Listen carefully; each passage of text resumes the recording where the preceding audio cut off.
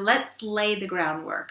If you're looking for a new role, you may be asked about your strengths. So to that point, there are 4 different criteria that I'm going to share with you today to help you identify your special type of competency, your superpowers. So grab a pen and a piece of paper because we are about to start identifying which superpowers you can most easily talk about in interviews, appraisals, even promotion processes, because those too are still going on. So the first step is to own your superpower is by knowing what's easy and it's something you feel you do well. So if you're honest enough to know that you could vastly improve, it's not actually a skill yet, but that doesn't mean it can't be on the way to becoming one. So write those things down on a piece of paper just to get started. So the second criteria is that it's something you actually enjoy. For example, I'm a decent cook, but I don't love cooking the way my husband does.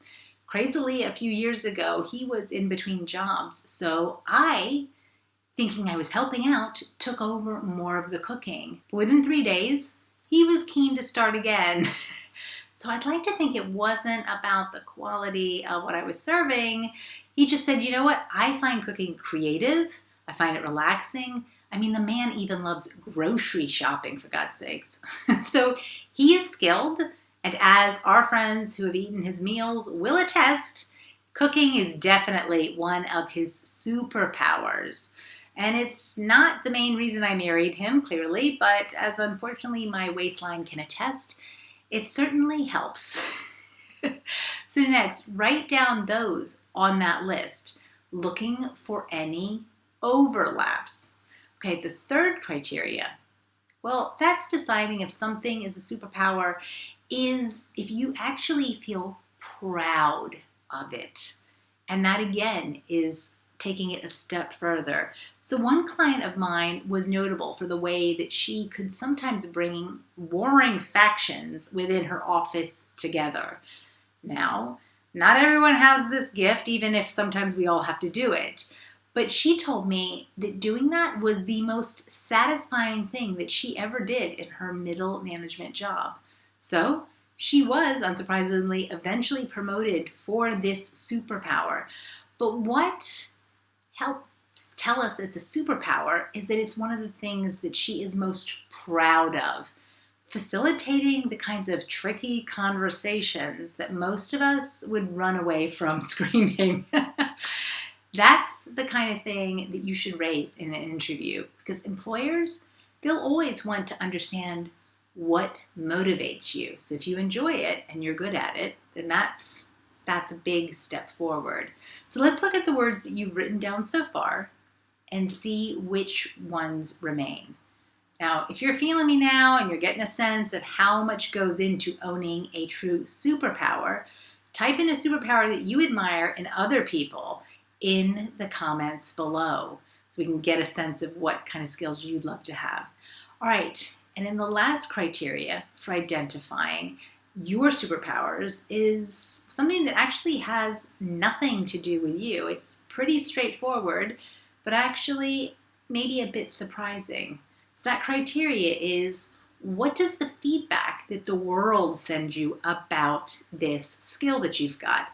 So I'm not just talking about your annual appraisals, but also your reputation that you have amongst other people. As you probably know, in reality, we all get hired, fired, or promoted based on not how great we think we are, but on what other people think about us. So I once had a coaching client who worked in drug discovery.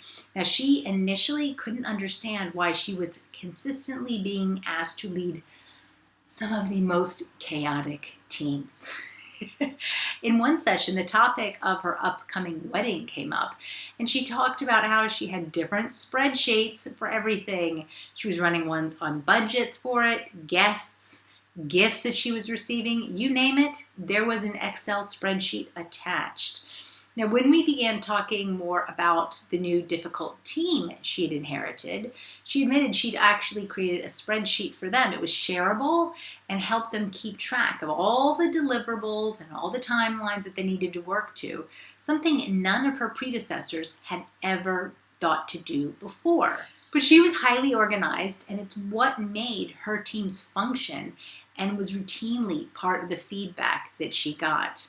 So, not glamorous perhaps, but if you routinely get recommended for certain types of responsibilities or different people describe you the same way, like highly organized in her case, that is going to be a skill, a competency, but most importantly, it's a superpower that you can bank on.